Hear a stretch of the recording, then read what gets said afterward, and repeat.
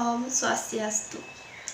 Perkenalkan, nama saya Niputu Widya Prasisa Putri dengan NIM 0035.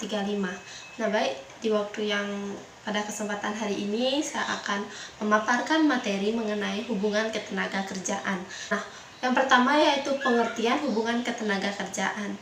Nah, hubungan kerja adalah hubungan antara pengusaha dengan pekerja atau karyawan atau buruh berdasarkan perjanjian kerja. Nah, dengan demikian, hubungan kerja merupakan sesuatu yang bersifat abstrak, sedangkan perjanjian kerja tersebut memiliki sifat yang konkret atau nyata. Nah, dengan adanya perjanjian kerja, maka akan lahir perikatan. Nah, dengan perjanjian kerja ini lah yang merupakan hubungan kerja menurut Undang-Undang Nomor 15 Tahun 2005 tentang dari adanya pekerjaan, adanya pemerintah, dan adanya upah menurut pasal 1 angka 15 UUK. Yang kedua yaitu ada faktor-faktor yang menjadi masalah ketenagakerjaan. Nah, yang pertama yaitu banyaknya pengangguran. Nah, disebabkan karena tingginya jumlah penduduk dan tidak diikuti dengan lapangan pekerjaan yang cukup. Masalah ini merupakan masalah yang paling utama di Indonesia contohnya. Yang kedua yaitu ada lapangan kerja yang rendah. Lapangan kerja yang rendah timbul akibat jumlah angkatan kerja yang produktif tidak sebanding dengan jumlah lapangan kerja yang disediakan. Nah, hal ini menjadi salah satu pemicu masalah terjadinya pengangguran. Yang ketiga yaitu ada kualitas tenaga kerja yang rendah. Nah, tingkat pendidikan yang rendah baik formal maupun non-formal. Nah, kemampuan ekonomi masyarakat Indonesia juga tergolong rendah yang menyebabkan terjadinya ketidakmampuan untuk meraih pendidikan yang tinggi. Yang ketiga yaitu ada bentuk-bentuk hubungan ketenagakerjaan. Nah, berdasarkan Undang-Undang Nomor 13 Tahun 2003, yang dimaksud dengan hubungan kerja adalah hubungan antara pengusaha dengan pekerja atau buruh berdasarkan perjanjian kerja yang mempunyai unsur pekerjaan, upah, dan perintah. Nah, perjanjian kerja dibuat atas dasar yang pertama adanya kesepakatan kedua belah pihak, yang kedua kemampuan atau kecakapan melakukan perbuatan hukum, yang ketiga adanya pekerjaan yang dijanjikan pekerja yang dijanjikan tidak bertentangan dengan ketertiban umum, kesusilaan, dan peraturan perundang-undangan yang berlaku. Nah, adapun bentuk-bentuk hubungan ketenagakerjaan yang pertama itu ada perjanjian kerja waktu tidak tertentu atau yang disingkat dengan PKWTT.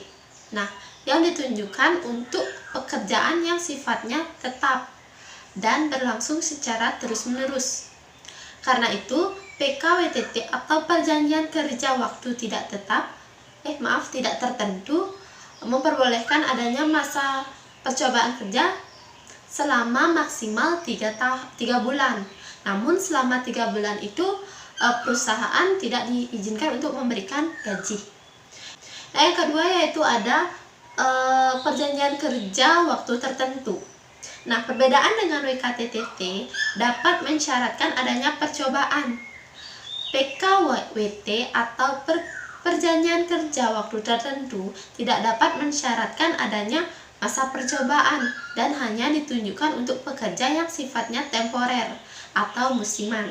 Nah, yaitu contohnya. Pertama, pekerjaan sekali selesai atau sifatnya sementara, contohnya pemasaran. Pemasaran produk dalam event pameran. Nah, yang kedua yaitu pekerjaan yang diperkirakan penyelesaiannya dalam waktu yang tidak terlalu lama dan paling lama itu 3 tahun. Nah, yang ketiga yaitu pekerjaan yang bersifat musiman atau pekerjaan-pekerjaan yang pelaksanaannya tergantung pada musim atau cuaca.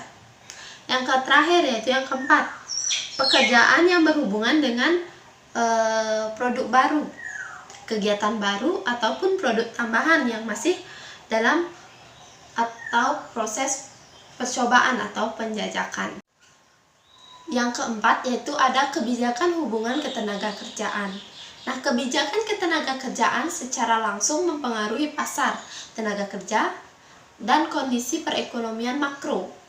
Nah, isu kebijakan ketenagakerjaan masih menjadi topik yang penting yang dibahas di era Orde karena kebijakan ketenagakerjaan merupakan masalah yang paling sensitif ya bagi buruh atau karyawan.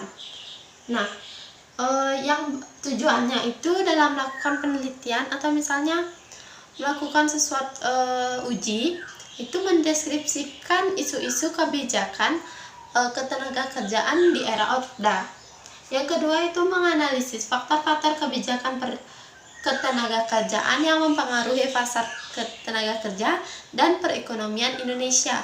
Yang ketiga yaitu mengevaluasi dampak alternatif kebijakan ketenagakerjaan terhadap perubahan pada masa tenaga kerja dan perekonomian Indonesia di era Orde tahun 2001 sampai 2004. Nah, yang terakhir yaitu yang keempat, meramalkan dampak alternatif kebijakan ketenagakerjaan terhadap perubahan di pasar tenaga kerja dan perekonomian Indonesia di era Orde tahun 2007 sampai 2010.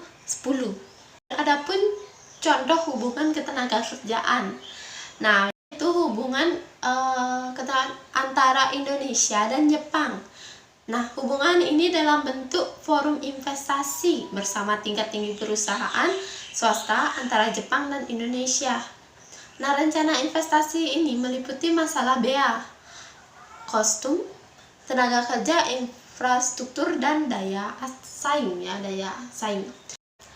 Nah, sekian dari pemaparan materi dari saya. Apabila ada salah kata dalam pengucapan, saya mohon maaf. Akhir kata, saya ucapkan terima kasih. Saya tutup dengan Paramasanti. Om Santi Santi Santi Om.